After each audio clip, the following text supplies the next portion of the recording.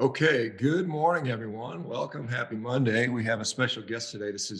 I assume it's Sade. Is that how you say it? Like the singer yeah, Yes, okay. That's what I thought. absolutely. I was going to guess on that. You're the second person I've seen with that name outside of the famous singer. But anyway, welcome. Sade. Appreciate you being here. For the rest of you, we'll try to do this in around about a 30 minute. This is kind of new for us. We often do the success stories in another format, but I'm going to start doing them now. So we'll do about half the time there, and then we'll kind of open it up to regular discussion after that. So I want to spend this time talking to Sade. So Sade, welcome. Thank you for being here. If you would be so kind enough to kind of just give us a little bit of your background, if you don't mind. Sure. I am 28 years old and I was diagnosed with borderline personality disorder in 2015. And my life has just been roller coaster, up and downs for more than I can remember. So I really suffered from depression and anxiety from like 13, 14 years old. And then when I was in my early adulthood, early 20s, I was diagnosed with BPD and I've just never been able to get a grip on it. And I've tried lots of different things and I've ruined my life in many ways and I've lost out on opportunities in many ways. And I've only now just come to Carnivore. I've started Carnivore and it's just basically helped me with all the issues that I had. So yeah, most of my life I've been my mental health issues have just taken over and I've lost myself. I lost myself as a person. I didn't really know who I was. And now I've come to a point where I feel like I've found myself and I'm able to create an identity that I didn't really have before. So yeah, just been dealing with mental illness most of my life from what I can remember. It's challenging because there's a stigma around mental illness. And I remember as a physician, I'd have some patients that were diagnosed with borderline personality disorder, and they were tough to deal with. I mean, to be honest, I mean, it was always a challenge. And as you know, you probably lose a lot of friends or relationships are affected by it. What For those who don't know, what is borderline personality disorder? Can you describe what it means for the people who don't aren't familiar with that? The technical side of it, no, not really. But from my experience of it, it's not being able to regulate my emotions. So my happy was really, really happy, and my sad was really, really sad. And even my in between, it was like a void. It was like dissociation. It was like emptiness. I just felt empty. So I was either really happy, really sad, or feeling really empty and disassociated from reality.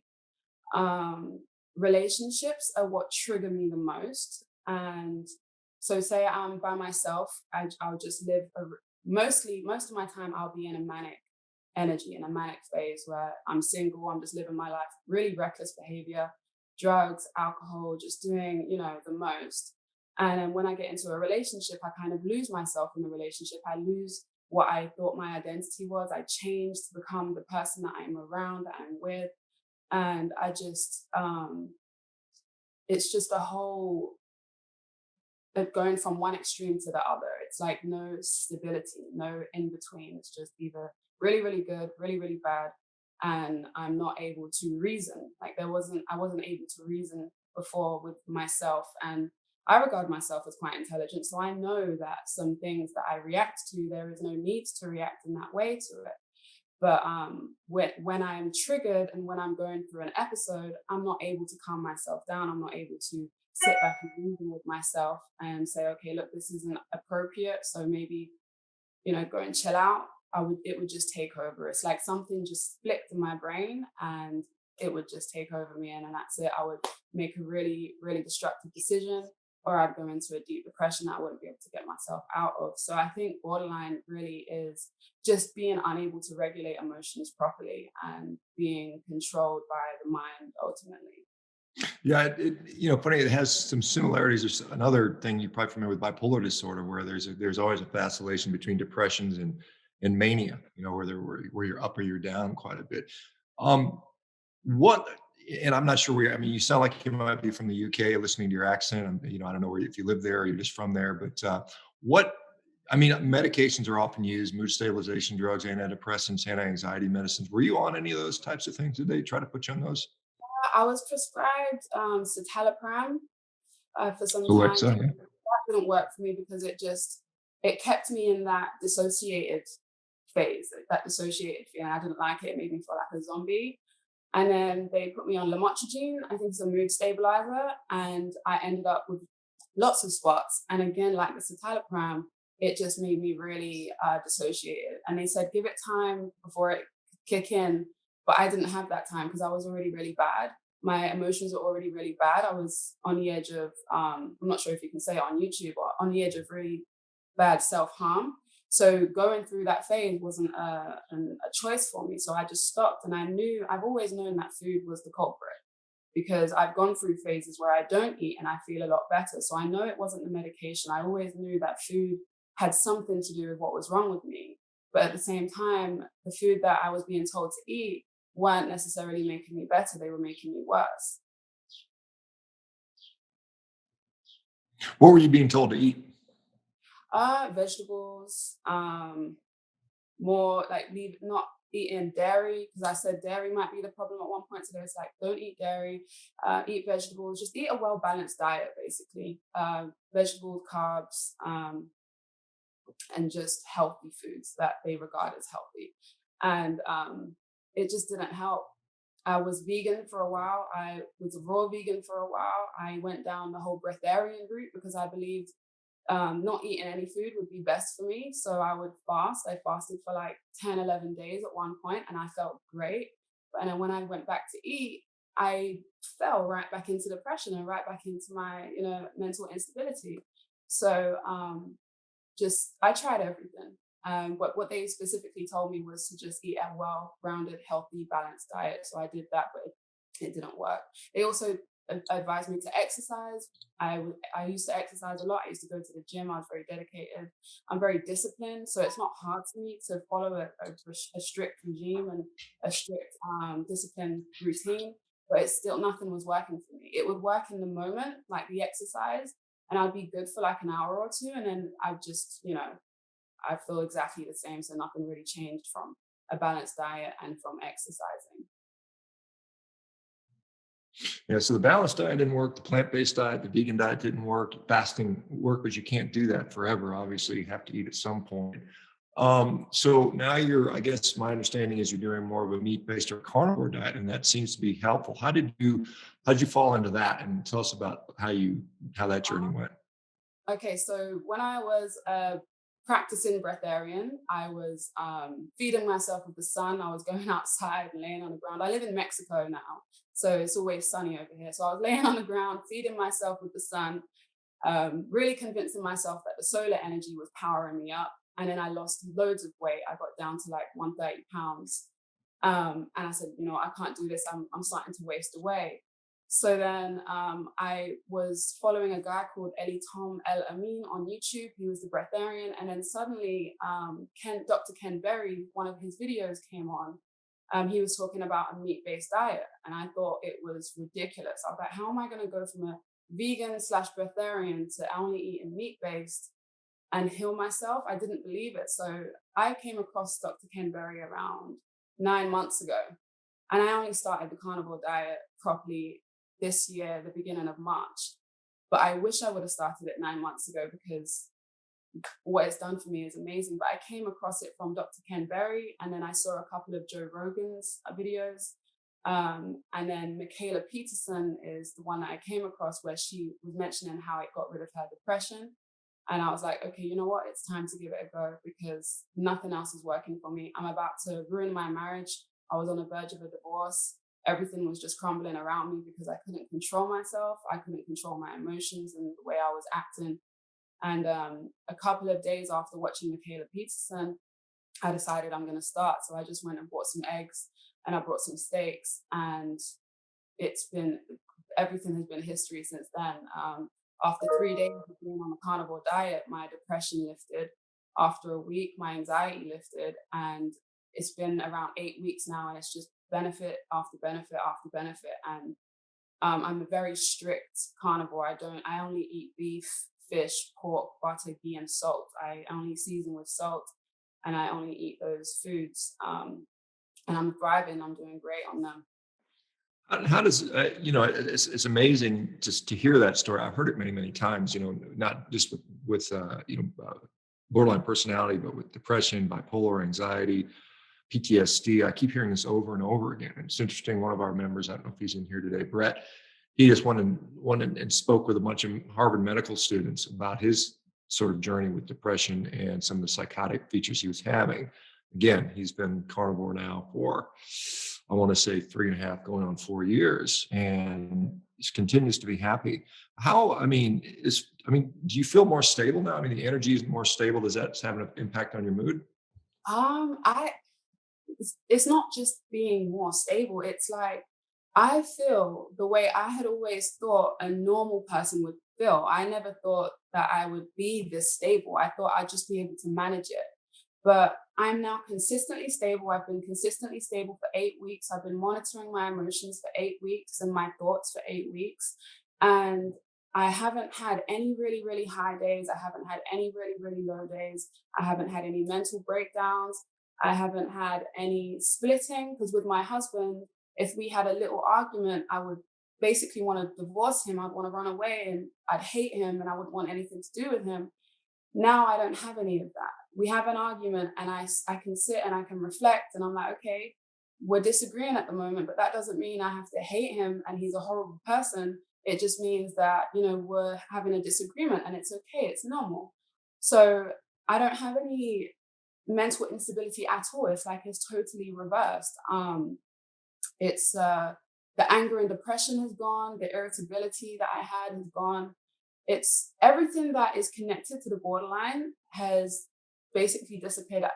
It feels like I never even had it.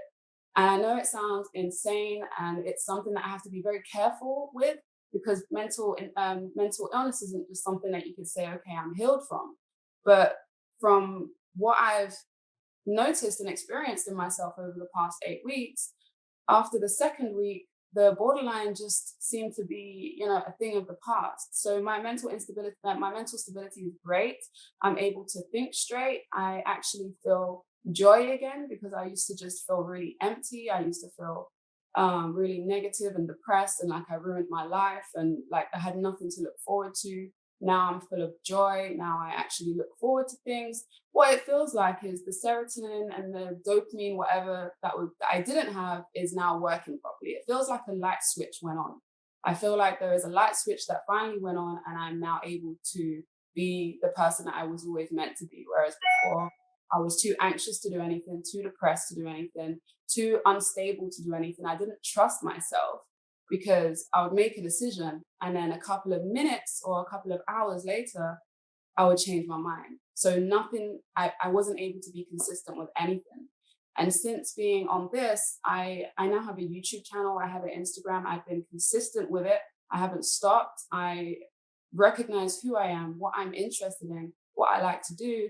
And these things, I can be sure of them because I don't have the instability telling me, yeah, you can do this now, but, drop it basically drop it at the hat, just forget about it.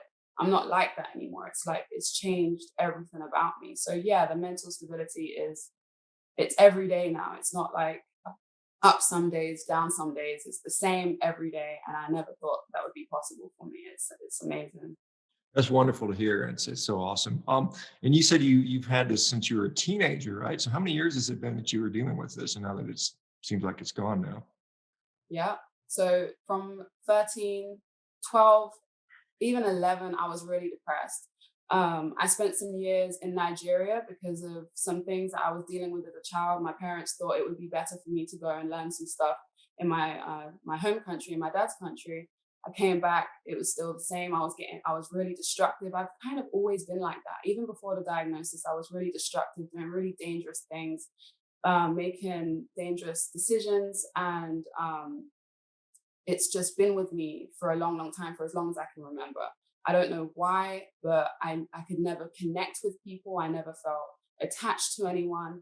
I had dealt with a lot of trauma in my childhood as well. So I feel like that's where I learned how to detach. So I could never really be attached to anyone. And that's one thing about the BPD, I think, didn't really relate to me, is the fear of abandonment, because I would always be the one to abandon. I would be the one to leave people before they could leave me. So I just had this cold kind of heart all the time. But yeah, I've been dealing with depression and anxiety since I was little. I've been isolated for my whole life. I didn't really like to be around people. I didn't like talking to anyone. I just felt really, really isolated. And I thought I was just antisocial. But turns out I just had really bad anxiety for a long, long time, because now that I'm on Carnivore, I'm actually talking to people. I enjoy speaking to people. Even this interview, I would have really been so anxious. I probably wouldn't have been able to do it because I would have had knots in my stomach. I would have had so much fear behind it. So yeah, since a child, I've always been depressed, anxious, and it's only now that I'm coming to realize that that's not who I am. I just thought that's who I was, but I'm not like that. So it's really How cool. is your, I mean, I know you said you had difficulties with relationships, and obviously you're married, and so I assume your husband knew you while you were suffering with the bipolar disorder before you went carnivore. What has his thoughts been? Has he made any comments? Has he noticed a difference? Yeah, he has. He said, "What have you done with Sade?" Because I'm not the same person I used to be. And it just makes me wonder how he could have really put up with someone like me for so long, because we've been married almost 3 years now. And he has dealt with the worst side of me, because being in Mexico, I was even more isolated. I wasn't around anyone that I knew. So he just kind of left me to it. And he saw that there was something wrong. And I was always trying to fix it, because he could always see I was working on myself. And he saw the breatharian journey and he was like, well, maybe this is for you because it seems to be working. And then with the carnivore, he is just amazed. He's happy. The marriage is a lot better now. The house, the energy in the house is great. He is really shocked and amazed at the fact that I've changed so much, and other people around me as well. One of his friends mentioned that I'm like a different person because I'm smiling now, and I'm being joyful now, and I'm socializing, and I'm doing all of the stuff that I thought it wasn't me, because I was just antisocial person that didn't like people. I hated the world. I didn't want to know anyone. I didn't want to talk to anyone. I just wanted to keep to myself because I was just so depressed and people just annoyed me that much. So he's really happy with the change, and our marriage is so much better now. Was he somebody, you mentioned you were on a vegan diet, a breatharian diet. Was he participating in this as well, or what does he do? Does he like eating meat now, or what is the deal with? He doesn't participate in any of my shenanigans at all. He just watches me like the crazy person that I am, and he just eats what he eats. He doesn't really eat that much. He works a lot, but when he does eat, he'll have basically the standard American good diet, I guess, burgers and fries or something. He typically eats once a day, so he's fasting without really knowing that he's fasting. He'll eat whatever he wants when he wants. He's mentally fine. He's mentally stable. He's quite healthy. He doesn't see the need to jump onto any of the crazy lifestyles with me, but he is seeing the carnivore now, and I'm trying to live by example. So he's eating more steaks now, and he's asking me to cook him some steak and eggs and stuff. So he's wanting to jump on the carnivore lifestyle. I can see it just a bit inconvenient for him because he works a lot. So yeah, he was never one to jump on them with me, but with the carnivore, he's showing more of an interest because of the drastic change that it's had in me.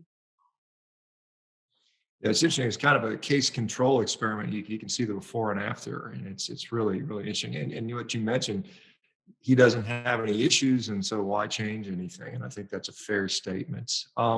You're to just be clear, you're no longer needing to be on medications. Is that where you're at? You don't take any more medications anymore, or are you still? To me, I was only on them for maybe a couple of weeks. And because I knew it was food, I've always been a food health advocate. I started my vegan journey when I was around 16, 17. Uh, I've just been trying to use food. I've been experimenting on myself for a long, long time, because even though I was suffering so bad mentally, I didn't accept it for myself. It didn't become part of my identity. I didn't want to just say I'm this depressed uh, borderline girl. I want to heal myself. And I've seen people heal from diseases and illnesses um, I don't know if you've heard about Dr. Sebi, but there's this guy called Dr. Sebi who was claiming to heal HIV and stuff with plants, medicine and stuff. So I was always going down that route, thinking, okay, if it can heal other people, then it can heal my mind.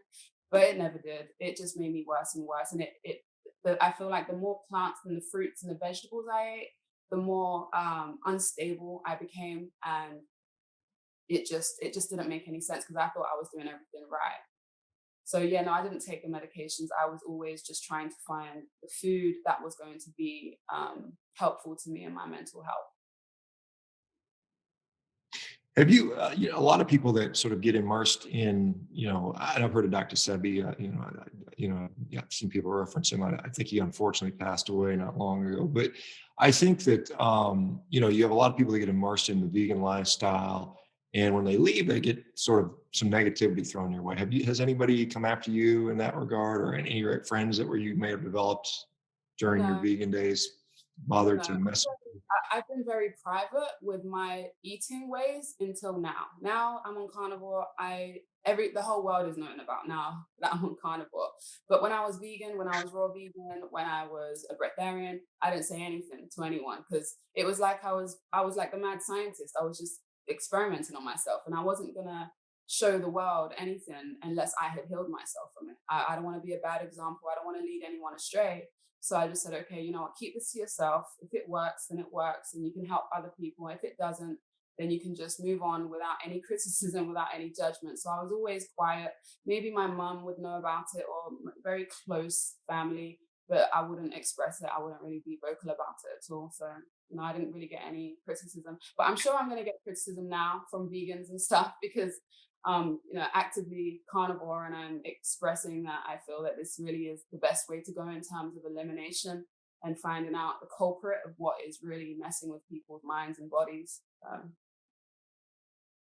Yeah, it's clear that nutrition has a huge impact on disease, including mental health. Whether it's bipolar disorder, or BPD, or post-traumatic stress disorder, all these things are impacted by nutrition. And you'd think, when I hear about people doing a breatharian diet, you're like, wow, these people are really, really crazy. Who would stop eating food? Because you can't, as a physician, I'm like, you can't live very long that way. But it just goes to show how much suffering that people have, that they're willing to do anything, including stop eating for a while because they're convinced that maybe it relieves you some. And yeah, as you mentioned, it does do that, but you got to eat. You can't live, like you said, you wither away to nothing, and you can't live that long. So food clearly has a role, and in your case, it was some sort of plant foods were impacting that, and now meat is a pretty safe place to be. What does your diet look like on a day-to-day basis now? Because some people have different, there's a lot of people that believe different things about what they need to eat. How does your daily diet look like? So like I said, I'm very strict, but I'm also very repetitive in the way that I have always eaten. So right now I eat mostly steak with shrimp. So every day I have a steak with shrimp. It will either be a ribeye steak or a New York Angus beef steak. I'll have that twice a day with a side of shrimp, and I'll cook it in lots of butter, and I'll season with salt after I finished cooking because I really love the taste of fresh salt on my food instead of cooking it with food. So all my food is cooked plain, and I add the salt afterwards. I eat pork occasionally, especially if I run out of steak. Pork is a cheaper option. But every day I'll just have some beef with shrimp, and sometimes I'll have like chicharron if I feel snackish, but I don't snack anymore since I used to be one meal a day, but my body felt like it needed more. So now I eat twice a day. I'm trying to eat 3 times a day, but twice a day really is as much as I can get in me. So yeah, a steak, some shrimp on the side every day with seasoned with salt afterwards, and pork occasionally. And I use ghee sometimes instead of butter. But yeah, it's like 5, 6 or 7 things in my diet. It's a really simple diet, isn't it? It's just, you don't have to plan. I know some of these other diets, you have to sit there constantly balancing macronutrient ratios and trying to get all these nutrition in there. In a vegan diet, you might spend all day cooking, depending on how you do that. Um, do you, with the,